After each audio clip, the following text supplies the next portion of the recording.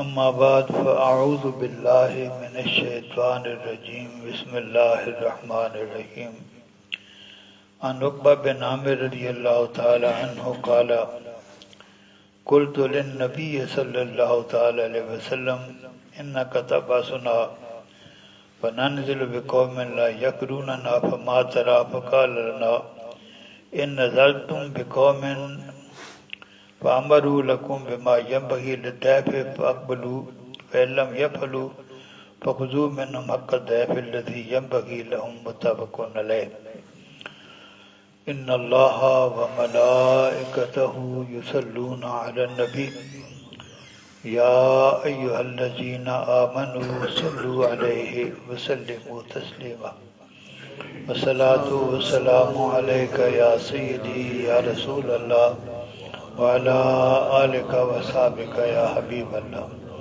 الصلاة والسلام عليك يا سيدي يا رسول الله وعلى آلك وصحبك يا حبيب الله۔ حضرت عقبہ بن عامر رضی اللہ تعالی عنہ سے مروی ہے، فرماتے ہیں میں نے حضور سرور عالم صلی اللہ تعالی علیہ وسلم کی خدمت میں عرض کیا، یا رسول اللہ آپ ہمیں مختلف مہمات پر روانہ فرماتے ہیں، ہم کچھ لوگوں کے پاس ٹھہرتے ہیں لیکن وہ ہماری مہمان نوازی نہیں کرتے، تو اس کے بارے میں آپ کا کیا ارشاد ہے؟ تو حضور سرور عالم صلی اللہ علیہ وسلم نے فرمایا، اگر کسی قوم کے پاس، یعنی وہ لوگوں کے گروپ کو قوم کا لفظ تعبیر کرتے، اگر کچھ لوگوں کے پاس آپ ٹھہرو اور وہ تمہاری اتنی جو ہے وہ خاطر تواضع کریں جتنی ایک مہمان کی ہونی چاہیے تو اسے قبول کرو، اور اگر وہ ایسا نہ کریں تو مہمان کا جو حق ہے تم ان سے زبردستی لے سکتے ہو۔ یہ حدیث پاک متفق علیہ، اور یہ حکم عام نہیں ہے۔ حضور صلی عالم صلی اللہ تعالی وسلم کے زمانے میں جن لوگوں سے حضور صلی اللہ تعالی وسلم نے معاہدے کیے تھے، یہ سارا نئے نئے لوگ مسلمان ہو رہے تھے، پہلے وہ مسلمانوں کے خلاف جو ہے وہ جنگ کرتے تھے، بعد میں ان میں سے کچھ لوگوں نے حضور صلی اللہ علیہ وسلم کے ساتھ امن کے معاہدے کی۔ معاہدوں کی جو شرطیں تھیں ان میں سے ایک شرط یہ بھی تھی کہ جو مسلمان تمہارے پاس حالت سفر میں آئیں گے، ٹھہریں گے، تم ان کی دیکھ بھال کرو گے، یہ ان کی ذمہ داریوں میں سے تھے۔ تو یہ ان حالات میں ہے کہ اگر ان میں سے کوئی جو ہے جن کی ذمہ داری ہے معاہدے کے تحت کہ وہ مسلمان مہمانوں کی ضیافت کریں، وہ اگر نہ کریں تو ان کے لیے حکم ہے کہ وہ ان سے زبردستی لے سکتے، ایک ہی صورت میں۔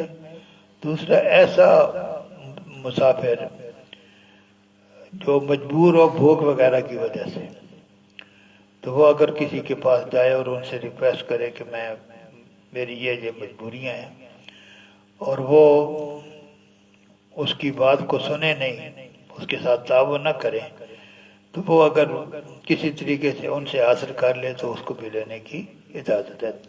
یعنی اضطرار کی صورت میں اور معاہدین جن کے ساتھ معاہدے تھے ان کا معاملہ ہو تو صورت میں یہ کام کرنے کی اجازت ہے، وگرنہ ہر ایک کو یہ اجازت نہیں ہے کہ کسی کے پاس جائے وہ اس کی مہمان نوازی نہ کریں تو ان سے زبردستی لے لیں۔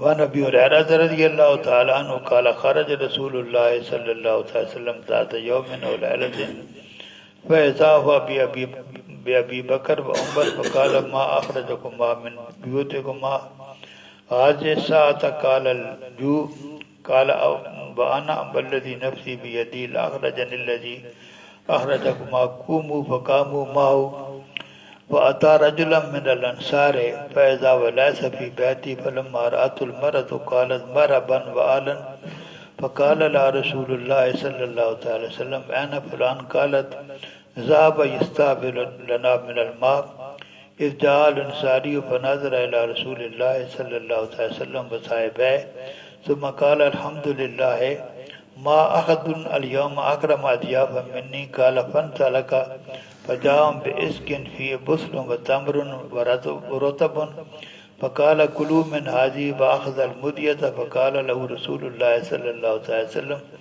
إياك والهلو فذبح لهم فأكلوا من الشاة ومن ذلك الإسك وشربوا فلما أن شبعوا وربوا قال رسول الله صلى الله عليه وسلم لأبي بكر وعمر والذي نفسي بيدي لتسألن عن هذا النعيم يوم القيامة أخرجكم من بيوتكم الجوع ثم لم ترجعوا حتى أصابكم هذا النعيم رواه مسلم. ذكر حديث أبي مسعود رضی اللہ تعالی عنہ کان رجل من الانصار فی باب الولیمہ. حضرت ابو ہریرہ رضی اللہ تعالی عنہ سے مروی ہے ایک دن یا رات حضور صلی اللہ علیہ وسلم اپنے گھر سے باہر تشریف لے گئے. آپ کی ملاقات حضرت ابو بکر صدیق اور حضرت عمر فاروق رضی اللہ تعالیٰ عنہ کے ساتھ ہوئی. وہ بھی باہر تھے, گھر سے باہر تھے. تو حضور صلی اللہ علیہ وسلم نے ان سے پوچھا اس وقت کس مجبوری کی وجہ سے تم اپنے گھروں سے نکلے ہو, کس چیز نے تمہیں اپنے گھروں سے نکالا ہے؟ تو انہوں نے عرض کیا یا رسول اللہ بھوک نے گھر سے نکالا ہے, بھوک نے گھر سے نکالا ہے. امت کی 3 ٹاپ پرسنالٹیز, امت کی 3 ٹاپ پرسنالٹی گھر سے باہر ہیں. حضور صلی اللہ تعالی علیہ وسلم ان سے پوچھتے ہیں کس چیز نے تمہیں گھر سے نکالا ہے؟ وہ جواب دیتے ہیں بھوک نے. حضور صلی اللہ تعالی وسلم فرماتے ہیں اس ذات کی قسم جس کے قبضہ قدرت میں میری جان ہے, مجھے بھی گھر سے اسی چیز نے نکالا ہے جس نے تمہیں نکالا ہے, یعنی میں بھی بھوک کی وجہ سے گھر سے باہر ہوں. چلو وہ حضور صلی اللہ تعالی وسلم کے پاس چل پڑے. حضور صلی اللہ علیہ وسلم ایک انصاری کے گھر گئے. وہ انصاری اپنے گھر پر نہیں تھے. جب اس انصاری کی اہلیہ نے حضور صلی اللہ علیہ وسلم کو دیکھا تو انہوں نے مرحبا, خوش آمدید کے لیے استعمال ہوتا ہے مرحبا اہلا, تو بڑے عزت و احترام کے ساتھ انہوں نے استقبال کیا. حضور صلی اللہ علیہ وسلم نے اس خاتون خانہ سے پوچھا کہ اس گھر کے مالک کہاں ہیں؟ تو خاتون نے جواب دیا حضور صلی اللہ علیہ وسلم وہ ہمارے لیے میٹھا پانی لینے گئے ہیں. میٹھا پانی لینے کے لیے دور جانا پڑتا تھا کنویں سے. اسی وقت وہ انصاری بھی آ گئے. انہوں نے جب حضور صلی اللہ علیہ وسلم کو اور آپ کے دونوں صاحبین کو دیکھا تو ان کی زبان سے نکلا تمام تعریفیں اللہ تعالیٰ کے لیے ہیں. آج دنیا میں کوئی ایسا شخص نہیں ہے جس کے گھر ایسے مہمان آئے ہوں جو میرے مہمانوں سے زیادہ عظمت والے ہوں. پھر وہ انصاری جو ہیں وہ گئے اور کھجوروں کا ایک گچھا لے کر آ گئے. اس گچھے میں کچی کھجوریں بھی تھیں, پکی ہر قسم کی کھجوریں تھیں. تو اس نے وہ گچھا ان کے سامنے رکھا اور عرض کیا آپ اسے تناول فرمائیں. اس نے چھری پکڑی. حضور صلی اللہ علیہ وسلم نے اس کے ہاتھ میں چھری دے کر فرمایا کوئی ایسی بکری ذبح نہ کرنا جو دودھ دینے والا ہو. ایاک والحلوب, دودھ دینے والی بکری کو ذبح کرنے سے بچنا, ایسا نہ کرنا. تو اس انصاری نے ان کے لیے ایک بکری ذبح کی. انہوں نے بکری کا گوشت کھایا, یہ جو کھجوریں پیش کی گئی تھی ان کو بھی کھایا, پانی پیا. جب وہ سیر ہو گئے تو حضور صلی اللہ علیہ وسلم نے اپنے دونوں صاحبین سے فرمایا اس ذات کی قسم جس کے قبضہ قدرت میں میری جان ہے, قیامت والے دن ان نعمتوں کے بارے میں تم سے پوچھا جائے گا. ثم لتسألن یومئذ عن النعیم. جو سب سے اصل بات ہے وہ یہ کہ جتنی نعمتیں تمہیں اللہ تعالیٰ دنیا میں عطا فرماتا ہے قیامت والے دن ان کے بارے میں پوچھا جائے گا. یہ نعمت دی تھی, یہ نعمت دی تھی, یہ نعمت دی تھی. 2 سوال ہوں گے. ان نعمتوں کو استعمال کیسے کیا تھا؟ ہماری مرضی کے مطابق استعمال کیا تھا یا اپنی مرضی کے مطابق استعمال کیا؟ ایک سوال یہ ہوگا۔ دوسرا یہ سوال ہوگا کہ ان نعمتوں پر شکر بھی کیا تھا یا نہیں کیا تھا؟ تو حضور صلی اللہ علیہ وسلم نے فرمایا خدا کی قسم قیامت والے دن ان نعمتوں کے بارے میں تم سے پوچھا جائے گا، تمہیں گھر سے بھوک نے نکالا تھا، پھر اس وقت تک تم گھر کی طرف واپس نہیں لوٹے جب تک تم کو یہ نعمتیں نہیں مل گئی۔ اس حدیث پاک کو امام مسلم نے روایت فرمایا۔ وآخر دعوانا ان الحمدللہ رب العالمین۔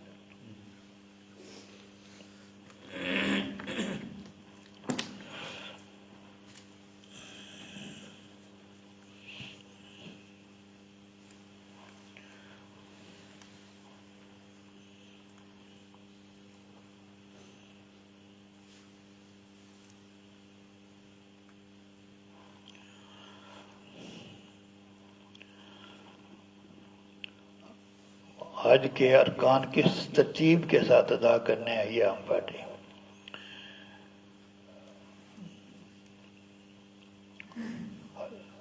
جب بھی طواف کے دوران جب بھی طواف کرنے والا وہ حجر اسود کے پاس سے گزرے گا، اس وقت استلام الحج جو اس کا سلام کرنا، 3 شکلیں اس کی ہیں، اس کو بوسہ دیا جائے، کسی چیز کو اس کو حجر اسود کے ساتھ لگا کر اس چیز کو چوم دیا جائے، یا دور سے اللہ اکبر لا الہ الا اللہ کہتے ہوئے اس کو سلام کیا جائے۔ تینوں صورتوں سے یہ حکم جو ہے وہ ادا ہو جاتا ہے۔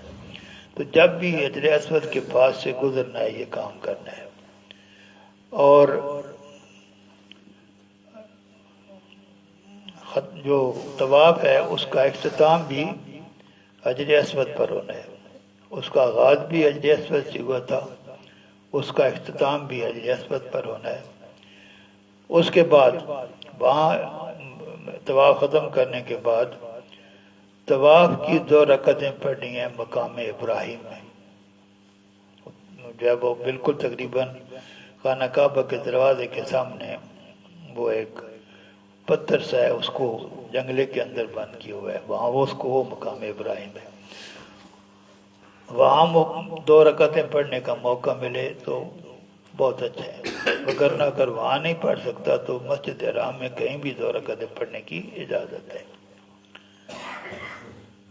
اس کے بعد یہ 2 رکعتیں جو ہے وہ طواف کی پڑھنے کے بعد پھر حجر اسود کے پاس جائے گا، پھر حجر اسود کے پاس جائے گا، پھر اس کو سلام کرے گا۔ اب یہ پہلی دفعہ آدمی باہر سے آیا ہے، اس کا نام طواف قدوم ہے۔ اس کا نام طواف ہم نے شروع کیا تھا کہ آدمی جو ہے وہ احرام باندھے اور احرام باندھ کر مکہ میں داخل ہو، ایسے احرام ایسے باندھے، مکہ میں ایسے داخل ہو، پھر ایسے طواف کرے۔ طواف جو ہے یہ پہلا طواف ہے، اس کا نام طواف قدوم ہے۔ اور جو آدمی مکہ مکرمہ میں نہیں رہتے، باہر سے آتے ہیں، ان کے لیے آفاقی کا لفظ استعمال ہوا ہے، ان کے لیے یہ سنت ہے، مکہ والوں کے لیے نہیں، جو باہر سے آتے ہیں ان کے لیے سنت ہے۔ اس کے بعد اگلا کام کیا کرنا ہے؟ صفا کی طرف جانا ہے، صفا کے اوپر چڑھنا ہے، اس کے اوپر کھڑا ہونا ہے حتیٰ کہ نظر جو ہے وہ خانہ کعبہ پر پڑے، کھڑے ہو کر خانہ کعبہ کی طرف دیکھنا ہے اور خانہ کعبہ کی طرف رخ کر کے اللہ اکبر لا الہ الا اللہ دروسی پڑھنا ہے، تلبیہ پڑھنا ہے، دعا مانگنی ہے اور اپنے ہاتھوں کو کھلا کر کے اٹھانا ہے، اس انداز میں وہاں صفا کے اوپر کھڑا ہونا ہے۔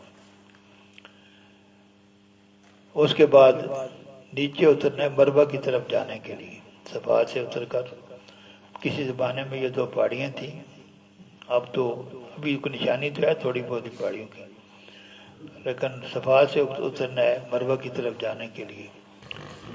وہاں درمیان میں جگہ بنی ہوئی ہے جہاں سبز نشان لگے ہوئے، ان کے درمیان جو ہے وہ دوڑ کے انداز میں چلنا ہے۔ حضرت خاجرہ جو ہے وہ یہاں 3-4-7 چکر انہوں نے لگائے تھے صفا اور مروہ کے درمیان. جب یہاں پہنچتی تھی تو دوڑتی تھی.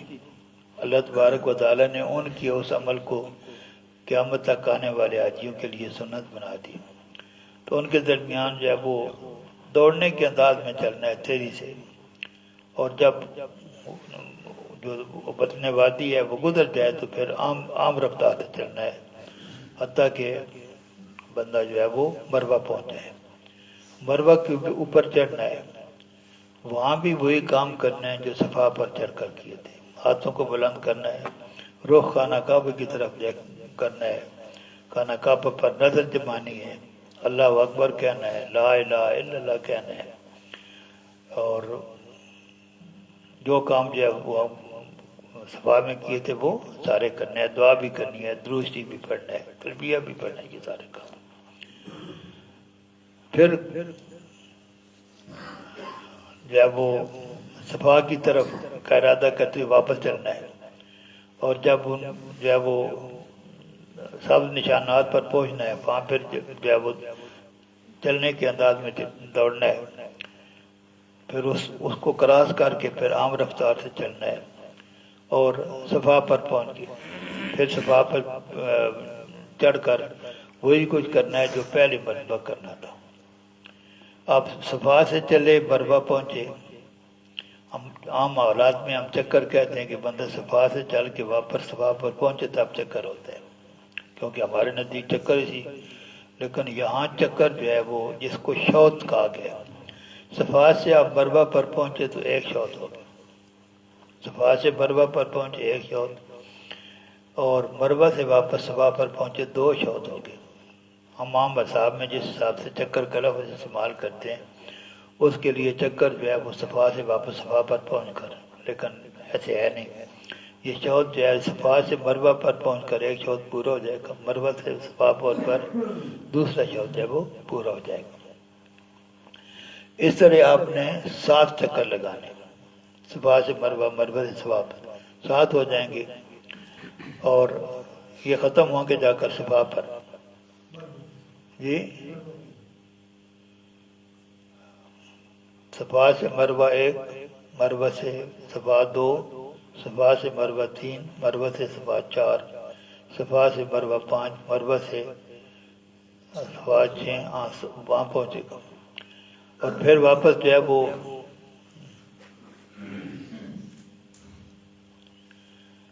اس کے بعد آپ نے مکہ میں حالت احرام میں رہنا ہے. کیوں؟ آپ نے حج کا احرام باندھا تھا، آپ نے حج کا احرام باندھا تھا. اگر آپ نے حج کی 3 قسمیں، حج کی 3 قسمیں، 2 قسموں میں آپ کا احرام برقرار رہے گا. اگر آپ نے صرف حج کا احرام باندھا ہے تب بھی برقرار رہے گا. اگر آپ نے حج قران کا جو ہے وہ باندھا ہے تو پھر بھی جو ہے وہ برقرار رہے گا، کیونکہ آپ نے پہلے آ کر عمرہ کرنا ہے، عمرے کے بعد آپ نے اسی کے اندر جو ہے نا وہ احرام کے اندر رہنا ہے، اور جب پورا حج مکمل ہو جائے گا تب کھولنا ہے. تیسری قسم ہے حج تمتع، اس میں آ کر پہلے عمرہ کرتے ہیں اور عمرے کے بعد آپ جو ہے وہ احرام کھول دیتے ہیں، پھر 8 ذی الحجہ کو پھر دوبارہ کرتے ہیں. تو 2 نیتوں کی شکل میں اگر آپ نے صرف حج کا احرام باندھا ہے یا حج قران کا احرام باندھا ہے تو احرام نہیں کھلے گا. اگر حج تمتع کا احرام باندھا ہے تو آپ پہلے آ کر طواف کریں گے، یہ طواف جو ہے یہ قدوم ہے، اس کے بعد آپ عمرہ کریں گے، عمرے میں بھی طواف کرنا پڑے گا، اور اس کے بعد جو ہے صفا مروہ کے درمیان دوڑنا پڑے گا، اس کے بعد آپ احرام کھول دیں. وآخر دعوانا الحمدللہ رب العالمین.